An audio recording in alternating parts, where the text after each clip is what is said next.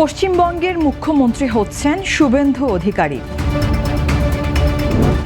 Russia ইউক্রেনের মধ্যে 3 দিনের যুদ্ধবিরতির ঘোষণা দিলেন ট্রাম্প।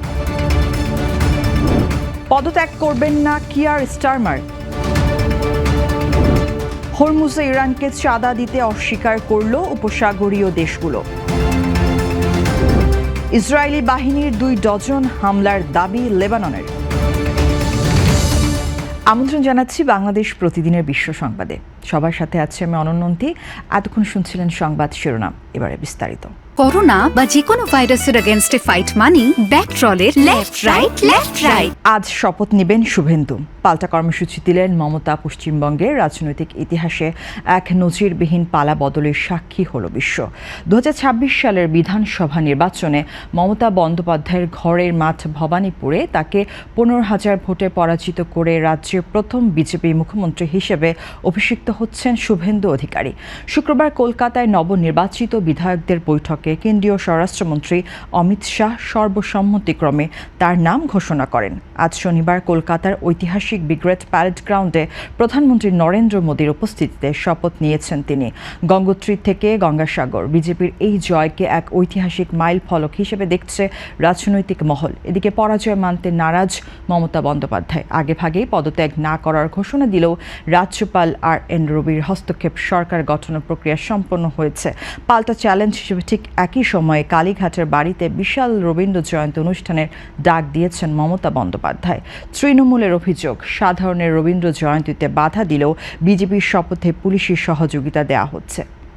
দীর্ঘ 4 বছরের রক্তক্ষয়ী সংঘাতের পর মার্কিন প্রেসিডেন্ট ডোনাল্ড ট্রাম্পের হস্তক্ষেপে 3 দিনের যুদ্ধবিরতিতে সম্মত হয়েছে রাশিয়া ইউক্রেন।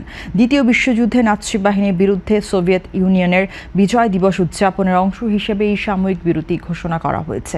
সমঝোতা অনুযায়ী উভয় দেশ 1000 জন করে মোট 2000 যুদ্ধবন্দী বিনিময় করবে এবং সব ধরনের সামরিক হামলা বন্ধ রাখবে। ট্রাম্পের নিজস্ব সামাজিক মাধ্যম ট্রুথ সোশ্যালে দেওয়া এই ঘোষণাকে ইউক্রেনের প্রেসিডেন্ট জেলেনস্কি নিশ্চিত করেছেন। ট্রাম্প আশা প্রকাশ করেছেন এই পদক্ষেপটি আধুনিক বিশ্বের বৃহত্তম প্রাণঘাতী যুদ্ধের স্থায়ী অবসানের একটি গুরুত্বপূর্ণ সূচনা হতে পারে। যদিও দোনেৎস্ক অঞ্চল ও ভূখণ্ড নিয়ে 2 দেশের মধ্যে মূল বিরোধ এখনও বিদ্যমান, তবে এই বিরতি দীর্ঘদিনের স্থবির শান্তি আলোচনায় নতুন গতির সঞ্চার করেছে। স্থানীয় সরকার নির্বাচনে লেবার পার্টির নজিরবিহীন বিপর্যয়ের পরও পদত্যাগ করতে অস্বীকৃতি জানিয়েছেন ব্রিটিশ প্রধানমন্ত্রী কিয়ার স্টারমার।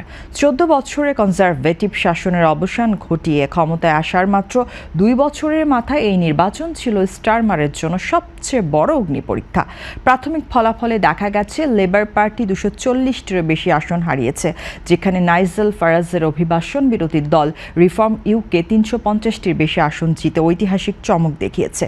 জীবনযাত্রার ব্যয় বৃদ্ধি এবং অভ্যন্তরীণ কেলেঙ্কারির জেরে জন অসন্তোষ তীব্র হলেও স্টারমার জানিয়েছেন দেশকে বিশৃঙ্খলার মুখে ঠেলে দিয়ে তিনি দায়িত্ব ছাড়বেন না।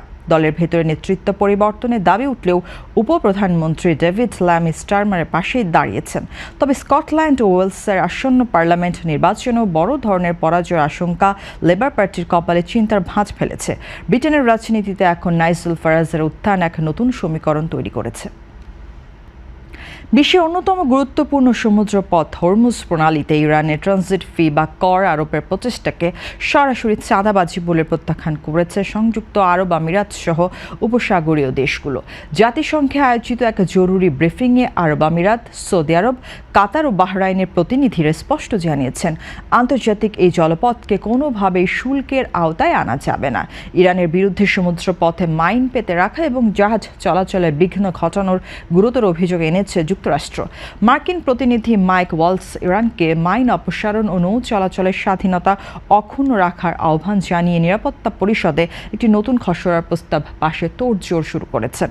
বিশ্লেষকদের মতে হরমুজ প্রণালী বন্ধ বা বাধাগ্রস্ত হলে বৈশ্বিক জ্বালানি সরবরাহ ও খাদ্য নিরাপত্তা চরম সংকটে পড়বে, যা বিশ্ব অর্থনীতিতে ধস নামাতে পারে। পরিস্থিতি সামাল দিতে এখন ওই এলাকায় একটি মানবিক করিডর চালুর দাবি জোরালো হচ্ছে।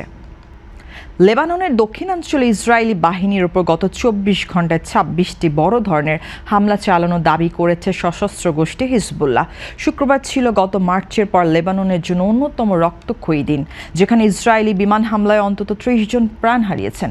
হিজবুল্লাহ জানিয়েছে দেইর সিরিয়ান শহরের বাইরে তারা একটি ইসরায়েলি ট্যাঙ্ক ধ্বংস করেছে এবং হাদাত্থা ও লাবনাহ গ্রামে ইসরায়েলি সেনাদের লক্ষ্য করে ব্যাপক শেলিং ও মিসাইল হামলা চালিয়েছে। এসব হামলায় ইসরায়েলি বাহিনীর ক্ষয়ক্ষতির দাবি করা হলেও তেল আবিব এখনও কোনো নির্দিষ্ট সংখ্যা প্রকাশ করেনি। গত কয়েক মাসের এই ভয়াবহ যুদ্ধে লেবাননে নিহতের সংখ্যা ২৭০০ ছাড়িয়েছে এবং আহত হয়েছেন ৮,৫০০-এর বেশি মানুষ। হিজবুল্লাহর পাল্টা প্রতিরোধের মুখে ইসরায়েলি স্থল অভিযান এখন তীব্র বাধার সম্মুখীন হচ্ছে। মধ্যপ্রাচ্যে এই সংঘাত ক্রমশ এক অনিয়ন্ত্রিত যুদ্ধের দিকে মোড় নিচ্ছে বলে আশঙ্কা করছেন আন্তর্জাতিক বিশ্লেষকরা। এই ছিল আজকের বাংলাদেশ প্রতিদিনের বিশ্ব সংবাদ। সবশেষ খবর জানতে চোখ রাখুন বাংলাদেশ প্রতিদিনের ফেসবুক পেজ, ইউটিউব চ্যানেলে। এতক্ষণ সঙ্গে থাকার জন্য সবাইকে ধন্যবাদ।